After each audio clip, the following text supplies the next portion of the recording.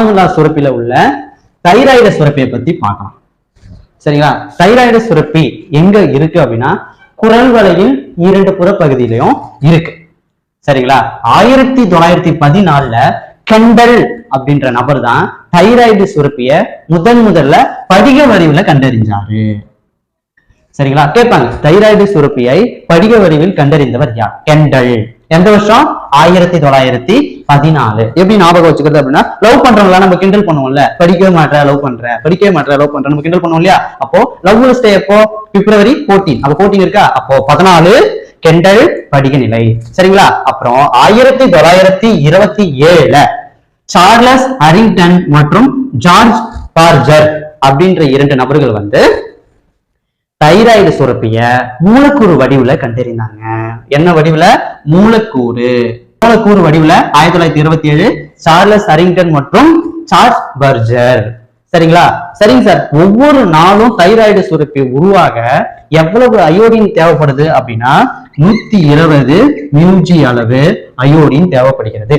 ஒவ்வொரு நாளும் அயோடின் உருவாக 120 மியூஜி அயோடின் தேவைப்படுகிறது. தைராய்டு சுரப்பி எங்க இருக்கு? குரல் வளையில் 2 புற பகுதியிலும் அமைந்திருக்கு.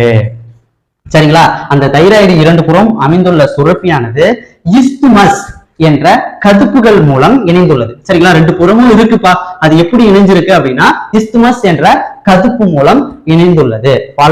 பல கதுப்புகள் உள்ளது. அந்த கதுப்புகள் உள்ளே தைரோகுளோபுலின் என்னும் கூழ்ம பகுதி உள்ளது, மிக முக்கியமானது. சரிங்களா? கேட்பாங்க, எப்படி கேட்பாங்க? தைராய்டு சுரப்பியானது டேஷ் என்ற கதுப்புகள் மூலம் இணைந்துள்ளது. என்ன கதுப்பு? இஸ்துமஸ். இன்னொரு மாதிரி என்ன கேட்பாங்க? தைராய்டு சுரப்பிகள் இஸ்துமஸ் என்ற கதுப்புகள் மூலம் இணைந்துள்ளது. கதுப்புகளின் உள்ளே உள்ள பகுதி என்ன அப்படின்னு கேட்பாங்க. அது என்ன பகுதி? தைரோகுளோபுலின், மிக முக்கியமான பகுதி. சரிங்களா? அப்போ தைரோகுளோபுலின். அப்போ தைராய்டு சுரப்பி உருவாவதுக்கு என்னென்ன சார் தேவை அப்படின்னா தைரோசின் எனும் அமினோ அமிலமும் அயோடினும் தேவைப்படுகிறது. கேட்பாங்க, தைராய்டு உற்பத்திக்கு காரணமானது என்னது? நமக்கு தெரியும், தைராய்டுனாலே அயோடின் தான். ஆனா இந்த விஷயம் மறந்துடுமே. இந்த விஷயம் கேட்டா என்ன பண்றது? என்ன கேட்பாங்க? தைராய்டு சுரப்பி உருவாக காரணமான பொருட்கள் என்ன ஆப்ஷன் வைக்கலாம்? அயோடின், பாஸ்பரஸ், அயோடின், தைரோசின், இந்த மாதிரி வச்சுட்டா நீ என்ன பண்ணுவ?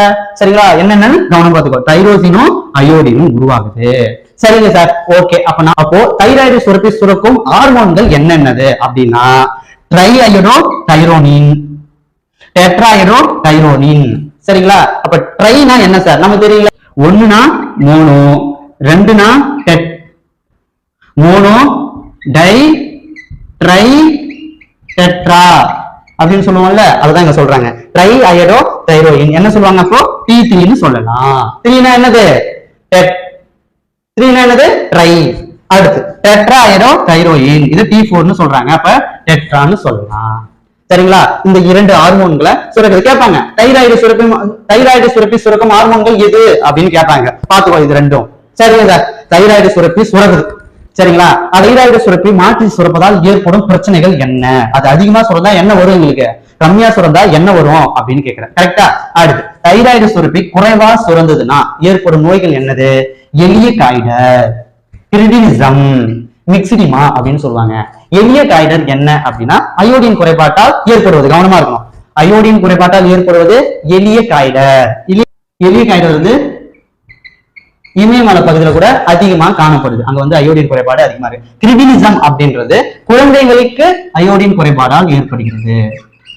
குழந்தைகளுக்கு, அதான் அயோடின் குறைபாட்டால் குழந்தைகளுக்கு ஏற்படும் நோய் தான் கிரிடினிசம். மிக்சிடிமானா என்ன அப்படின்னா பெரியவங்களுக்கு அயோடின் குறைபாடு ஏற்படும்ல, பெரியவங்களுக்கு வந்து அயோடின் குறைவாக சுரப்பதால் ஏற்படுவது மிக்சிடிமா.